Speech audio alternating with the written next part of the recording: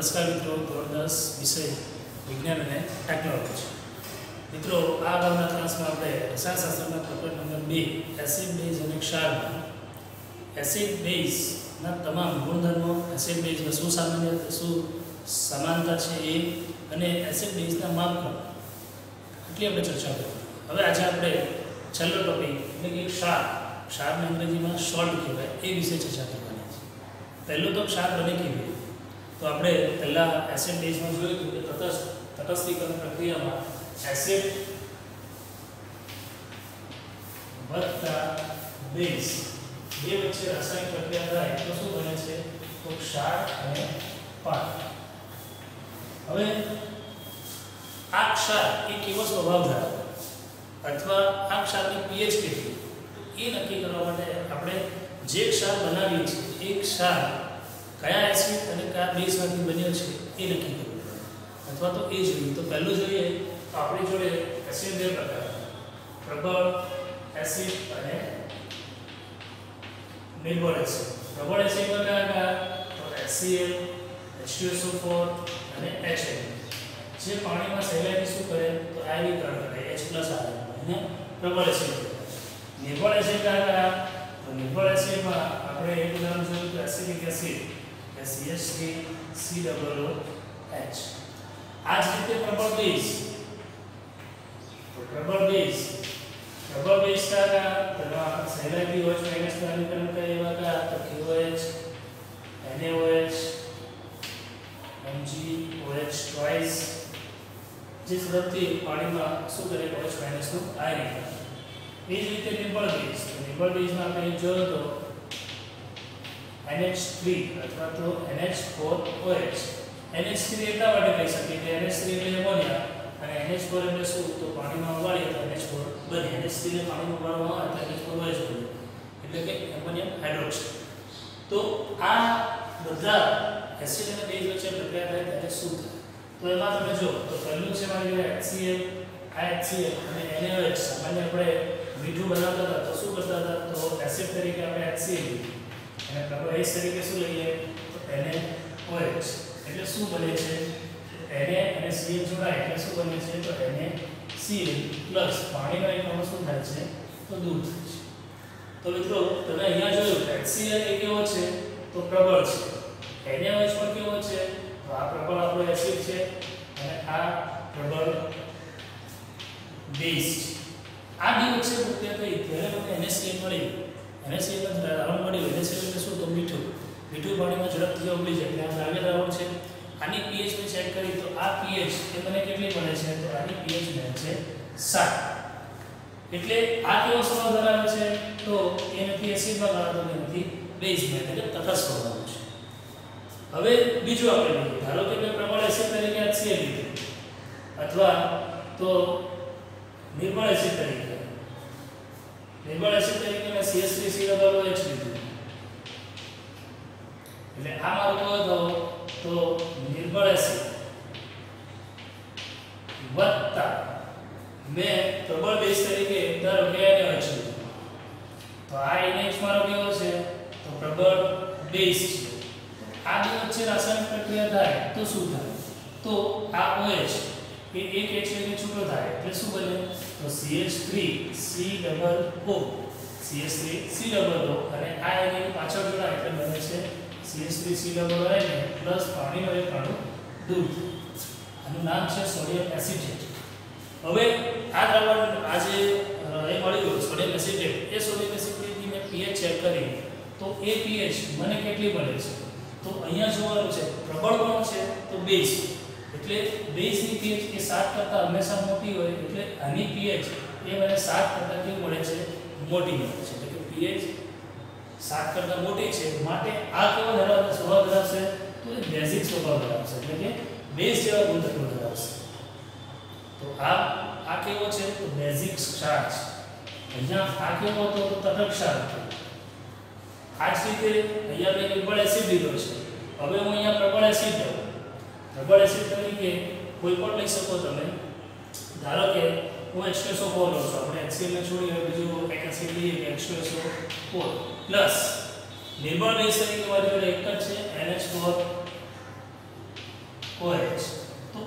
વચ્ચે પ્રક્રિયા કરું તો શું બને? તો તમને ખબર જ છે કે NH4 હંમેશા પ્લસ કન્ડિશનમાં હોય અને SO4 હંમેશા -2. એટલે આ બે વચ્ચે ભેગા થાય તો શું બને? તો NH4 2 નીચે આવી જાય એટલે SO4 NH4 twice SO4. તો આ ક્ષાર મારે એ બનાવવાનો NH4 twice SO4 પ્લસ શું બનાવવાનું? પાણીનો એક અણુ દૂર થાય એટલે કે પાણી દૂર કરવાનું. હવે અહીંયા તમે જોઈ શકો છો કે NH4 બે વખત છે તો આપણે બેલેન્સ કરવા માટે અહીંયા 2 વડે ગુણીએ તો NH4 twice થયું SO4 થયું. NH4 બે વખત છે O2 થાય H2 એ 2 4 થાય તો H2 કેટલી વખત થશે? તો 2 ટાઈમ્સ થશે. આ રીતે પ્રક્રિયા બેલેન્સ પર કરી લેવાનું. તો મિત્રો આ મારો કેવો એસિડ છે? તો પ્રબળ એસિડ. અને આ કેવું છે? તો નિર્બળ બેઝ. આ બે વચ્ચે પ્રક્રિયા થઈ તો આ જે મને ક્ષાર મળ્યો એની ક્ષાર નેમ આપી તો એ 7 કરતા કેવી ઓછી મળે છે? તો ઓછી મળે એટલે કે pH is less than 7. આનો મતલબ શું? તો આ જે ક્ષાર છે એ ક્ષાર એ કેવો સ્વભાવ ધરાવે છે? તો એને એસિડિક ક્ષાર કહેવાય. એવો ક્ષાર કહી શકાય તો એસિડિક ક્ષાર કહેવાય. આના ઉપરથી શું સાબિત થાય છે? તો જે પ્રબળ છે બનનારો ક્ષાર એ એના જેવા ગુણધર્મ ધરાવે અથવા તો એના જેવું વર્તણૂક કરે. એટલે એ કેવા છે? તો જો પ્રબળ બેઝ લઈએ અને નિર્બળ એસિડ લઈએ તો જે ક્ષાર બને એ કેવો બનશે? તો પ્રબળ એસિડ હોય તો પ્રબળ ક્ષાર કેવો હશે? એસિડિક. અને જો પ્રબળ બેઝ હોય તો ક્ષાર કેવો હશે? તો બેઝિક. તો આ વસ્તુ આપણે ધ્યાન રાખવાની છે. બીજા એક બે આપણે ના ઉદાહરણો જોઈએ તો ધારો કે અહીંયાથી તમે કોઈ પણ એસિડ લઈ લો અને કોઈ પણ બેઝ લઈ શકો. આપણે HNO3 રહ્યો છે આપણો તો HNO3 નાઇટ્રિક એસિડ એ કેવો છે મારો? તો પ્રબળ એસિડ છે પ્લસ આમાંથી કોઈ ક્ષાર લઈએ તો અહીંયાથી KOH લઈ લઈએ તો KOH આ પણ કેવો છે? તો પ્રબળ બેઝ. તો આ બે વચ્ચે પ્રક્રિયા થાય તો OH એક H લઈ લે એટલે H2O સ્વરૂપે છૂટું થાય અને શું બને? તો KNO3 H2O એટલે કે પોટેશિયમ નાઇટ્રેટ. આ કેવા છે? તો બંને પ્રબળ છે. તો આ ક્ષાર કેવો હશે? આ ક્ષાર તટસ્થ હશે. બરાબર. તો આ રીતે જો પ્રબળ એસિડ પ્રબળ બેઝ બે વચ્ચે પ્રક્રિયા થાય તો તટસ્થ ક્ષાર, નિર્બળ એસિડ પ્રબળ બેઝ તો બેઝિક ક્ષાર અથવા તો પ્રબળ એસિડ નિર્બળ બેઝ બે વચ્ચે પ્રક્રિયા તો એસિડિક ક્ષાર. તો આ મિત્રો આપણે શરૂઆતમાં જે ક્ષાર જોયું કે પ્રબળ એસિડ અને પ્રબળ બેઝ વચ્ચે પ્રક્રિયા થઈને NaCl બને છે. આ NaCl આપણને દરિયાના પાણીમાં જોવા મળે છે અને દરિયાના પાણીમાંથી NaCl ને શું કરવામાં આવે છે? તો છૂટું કાઢવામાં આવે છે જેને આપણે ખોરાકમાં સહેલાઈથી ઉપયોગ કરી શકીએ એટલે આપણું મીઠું.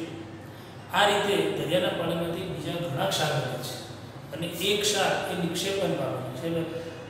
નિક્ષેપણ એટલે શું? તો છૂટું પડવું એટલે કે દરિયાના પાણીમાંથી છૂટા પડી અને દરિયાની સપાટી પર એના થરના થર જામે છે.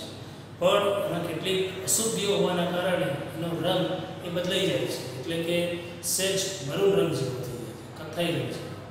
તો એ જે ક્ષાર છે એને રોક સોલ્ટ કહેવાય.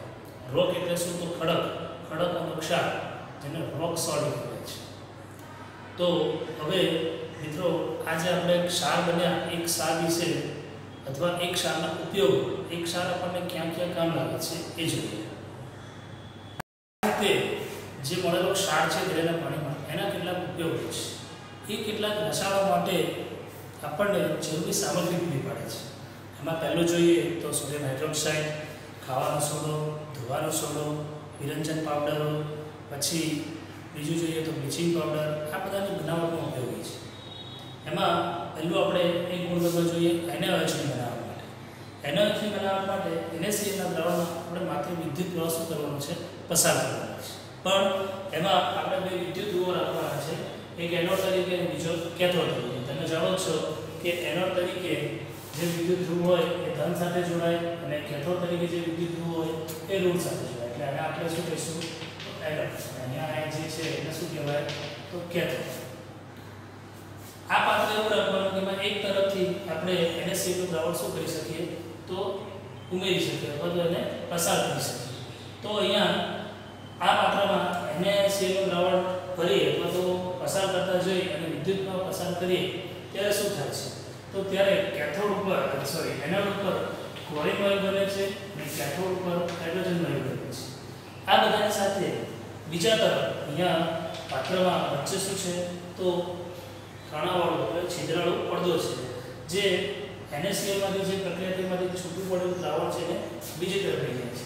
અહીંયા બીજી તરફ આપણને શું મળે છે? તો NaOH મળે છે અથવા તો એને બીજા શબ્દમાં કહીએ તો એને આલ્કલી પણ કહેવાય. આનો મતલબ શું? તો અહીંયા આ જે પ્રક્રિયા છે એમાં ક્લોરીન, હાઇડ્રોજન અને NaOH એ ત્રણેય ઉપયોગી પદાર્થો છે. એટલે એને એવું કહી શકાય કે એટલે આ પદ્ધતિને શું કહે છે? તો ક્લોરઆલ્કલી પણ કહેવાય છે. બીજી વસ્તુ કે આ પ્રક્રિયા થાય છે શું કરે ઘરેણામાં?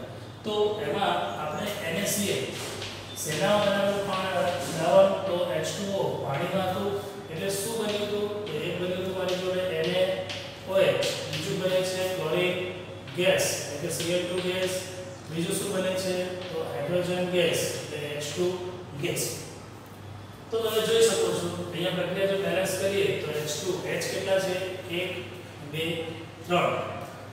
Cl2 2 છે તો આપણે અહીંયા Cl માં 2 કરીએ તો Na 2 થઈ જાય એટલે Na અહીંયા 2 કરીએ તો 2 હાઇડ્રોજન 2 ઓક્સિજન થાય. ઓક્સિજન અહીંયા એક જ છે તો અહીંયા 2 કરીએ તો 2 દુ 4 હાઇડ્રોજન 2 ને 2 4. એટલે આ રીતે આપણે બેલેન્સ કરી લેવાનું. NaCl શું છે? તો પાણીમાં ઓગળેલો છે એટલે એને જલીય દ્રાવણ કહીએ.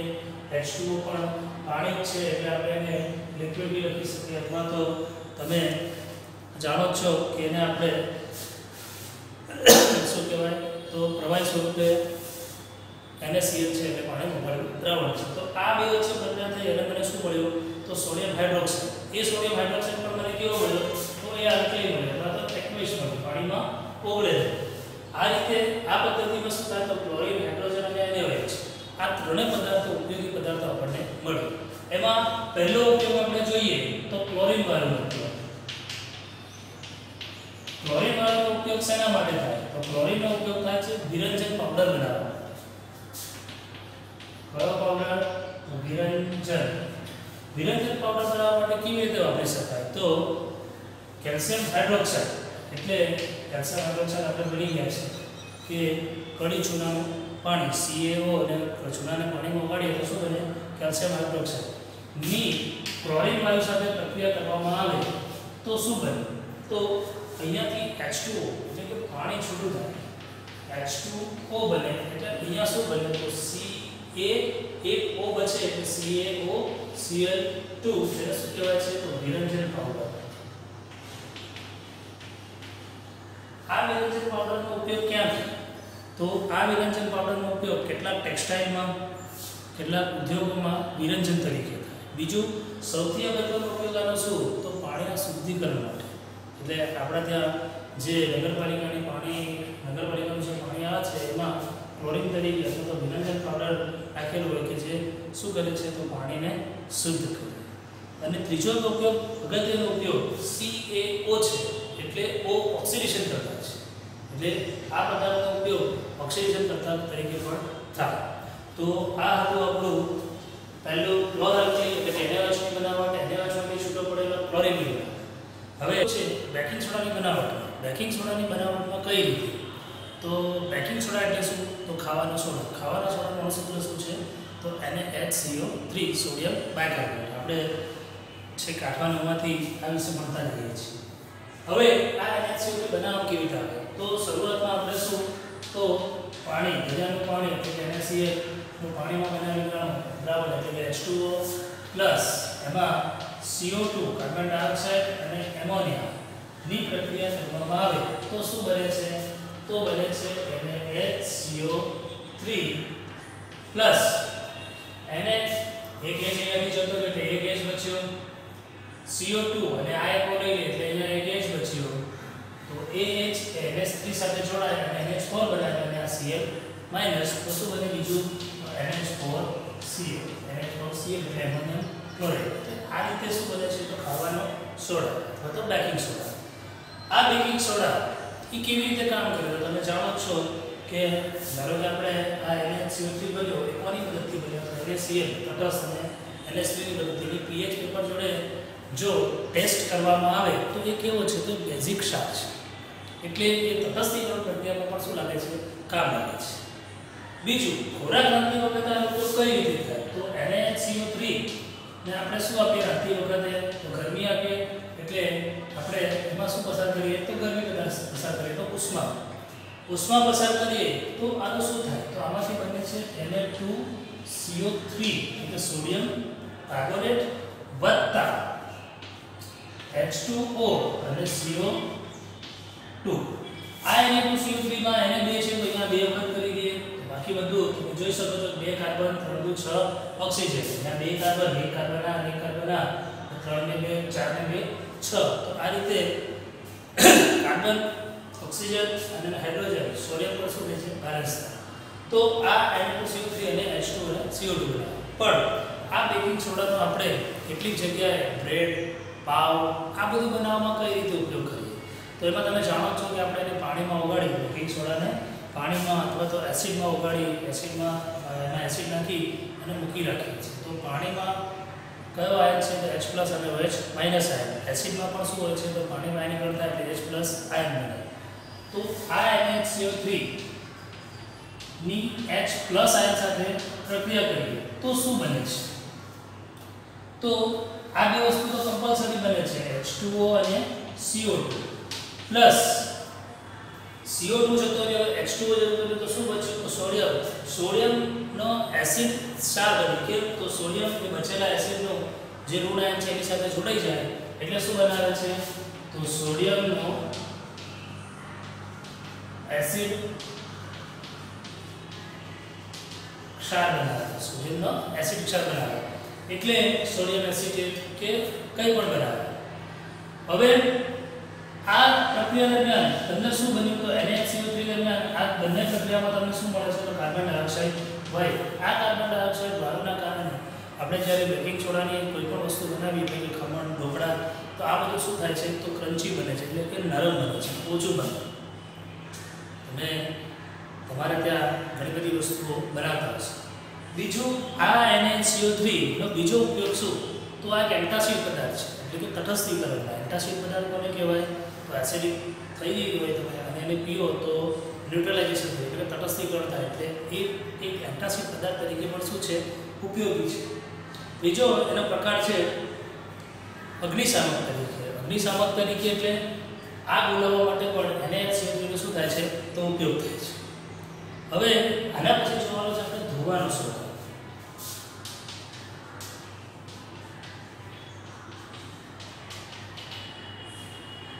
ધોવાનો સોડા કઈ રીતે બને તો મિત્રો તમે જોયો કે આ બીજી પ્રક્રિયામાં આ Na2CO3 બન્યું. આ Na2CO3 શું છે તો Na2CO3 એ ધોવાનો સોડા છે.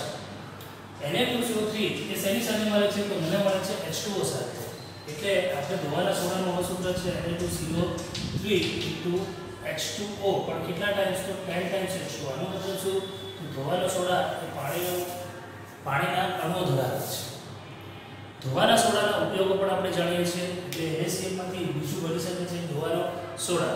ધોવાના સોડાના આપણે ઉપયોગો પણ જાણીએ છીએ કે ધોવાનો સોડો એ તટસ્થ પાણી જ્યારે પાણી શું હોય તો કઠણ હોય તો કઠણ પાણીને શું કરે છે નરમ કરે. બીજું સાફ સફાઈમાં પણ ધોવાનો સોડો કેવો છે ઉપયોગી છે. ત્રીજું કેટલાક લોન્ડ્રી ઉદ્યોગોમાં પણ ઉપયોગી છે એટલે રંગકામ કરવાના ઉદ્યોગોમાં પણ ધોવાનો સોડા કેવો છે ઉપયોગી છે. તો આ રીતે NaCl માંથી આપણે NaHCO3 અને Na2CO3 એટલે કે ખાવાનો સોડા અને ધોવાનો સોડા બનાવી શકીએ. આમ તમે NaCl એટલે કે ક્ષારનું જલીય દ્રાવણ એનો ઉપયોગ વિરંજન પાવડર બનાવવામાં, ખાવાનો સોડો બનાવવામાં, ધોવાનો સોડો બનાવવામાં તમામમાં ઉપયોગમાં લઈ શકો છો. શબ્દો છે શું ખરેખર ક્ષારના સ્ફટિકો એ શુષ્ક હોય છે તો એ માટે આપણે એક પ્રવૃત્તિ કરવાની છે. એક કાચની કસ્તરીમાં કોપર સલ્ફેટનો પદાર્થ લેવાનો છે. તમે જાણો છો કોપર સલ્ફેટ એ બ્લુ રંગનું એટલે કે કેરોસીન જેવા રંગનું હોય છે. એને ગરમ કરો શું થાય છે ગરમ કર્યા પછી એને ફરી શું કરો તો પાણી નાખીને ઠંડુ કરો તો શું થાય છે તો એ માટેનું આપણે શું કરીએ તો એક પ્રવૃત્તિ કરીએ. ફરી આવીશું આ પ્રવૃત્તિને લઈને. તો મિત્રો આપણે રસાયણ વિજ્ઞાનની પ્રયોગશાળામાં કોપર સલ્ફેટના દ્રાવણને સૂકી કસળીમાં શું કરવાનું છે ગરમ કરવાનું.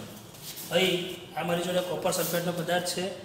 તમે એનો રંગ જોઈ શકો છો કે કેવા રંગનો છે, તો ઘેરા વાદળી રંગ. હવે આ કોપર સલ્ફેટના પદાર્થને આપણે શેમાં લઈ લઈએ, તો એક સૂકી કાચની કસનળીમાં. આ સૂકી કાચની કસનળીમાં હું કોપર સલ્ફેટનો થોડોક પદાર્થ લઈ લઉં છું. તમે જોઈ શકો છો કે અત્યારે કોપર સલ્ફેટની રંગ કસનળીમાં કેવો દેખાય છે, તો ભૂરો દેખાય છે. બીજું, કસનળીના ઉપરના વિસ્તારમાં કોઈ પ્રકારનો પદાર્થ કે કશું જમા નથી. હવે આપણે શું કરીએ, તો આ ટેસ્ટ ટ્યુબને કોપર સલ્ફેટના પદાર્થને કસનળીમાં ગરમ કરીએ તો શું થાય છે.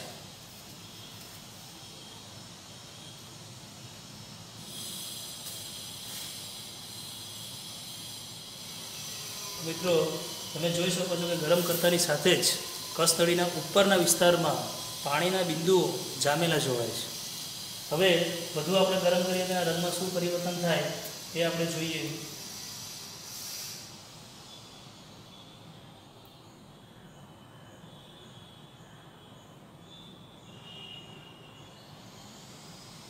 જેમ કસનળીને ગરમ કરતા જઈએ છીએ એમ નીચે એના સ્ફટિકોમાં રંગ કેવો થતો જાય છે, તો વાદળી રંગ એ આછો થતો જાય છે અને સફેદ રંગ આવતો જાય છે.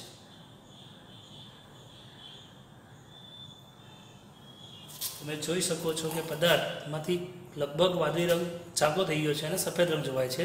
બીજું, કસનળીના ઉપરના છેડા પર પાણીના ડોટ્સ એટલે કે બિંદુ જામેલા જોવાય છે.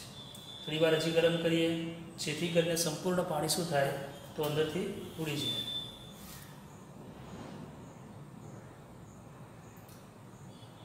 હવે આ ગરમ પદાર્થમાં આપણે પાણી નાખીએ તો શું થાય છે.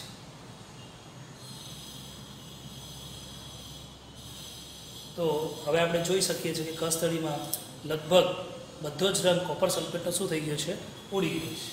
હું આ કસનળીમાં ડ્રોપ વાઇઝ પાણી નાખું છું. અત્યારે પદાર્થ ગરમ જ છે, તો એમાં જો પાણી નાખતાની સાથે કોપર સલ્ફેટ એ ફરી કેવો રંગ ધારણ કરે છે, તો વાદળી રંગ ધારણ કરે છે. તો આમ કોપર સલ્ફેટના સ્ફટિકોનો રંગ એ કેવો થયો હતો, સફેદ થયો હતો, અને ફરી એમાં પાણી એડ કરવામાં આવ્યું તો કોપર સલ્ફેટના દ્રાવણનો રંગ એ કેવો મળે છે, જાંબલી રંગ મળે. આના ઉપરથી એવું કહી શકાય કે કોપર સલ્ફેટમાં શું રહેલું છે, તો પાણી રહેલું છે. તો લેબમાં આપણે કોપર સલ્ફેટને કસનળીમાં ગરમ કર્યો તો શું થયું હતું, તો સફેદ રંગ પ્રાપ્ત કર્યો અને પછી ફરી એમાં પાણી નાખ્યું તેનો જે વાદળી રંગ હતો એ ફરી આવ્યો. આનો મતલબ શું, તો જ્યારે મેં ગરમ કર્યો ત્યારે પાણીના અણુ શું થાય, તો દૂર થાય. એટલે કોપર સલ્ફેટ એ કેવા રંગનું બન્યું હતું, સફેદ રંગ. ફરી એમાં પાણી પસાર કર્યું અથવા તો પાણી નાખ્યું તો એ ફરી કેવા રંગનું બને છે, તો વાદળી રંગનું બને છે. આના ઉપરથી એવું કહી શકાય કે ક્ષારની અંદર શું હોય છે, તો ભેજ હોય છે. કોપર સલ્ફેટનું દ્રાવણ, કોપર સલ્ફેટનો પદાર્થ એ પાણીના 5 અણુ ધરાવે છે. આ જ રીતે બીજો એક ક્ષાર આપણો Na2CO3 સોડિયમ કાર્બોનેટ, આગળ આપણે જોયું જ આના પહેલાની પ્રક્રિયામાં કે 10 પાણીના અણુ ધરાવે છે. એ રીતે બીજું છે કેલ્શિયમ સલ્ફેટ CaSO4 એ 2 પાણીના અણુ ધરાવે છે. તો આ રીતે દરેક ક્ષારમાં શું હોય છે, તો ભેજ અલ્પ માત્રામાં અથવા તો ઓછા પ્રમાણમાં હોય છે. હવે જો આનો ઉપયોગ જોઈએ, કેલ્શિયમ સલ્ફેટ એનું બીજું નામ છે જીપ્સમ. આપણે આગળ ભણી જ ગયા છે કે જમીનના તટસ્થીકરણ માટે વપરાય છે.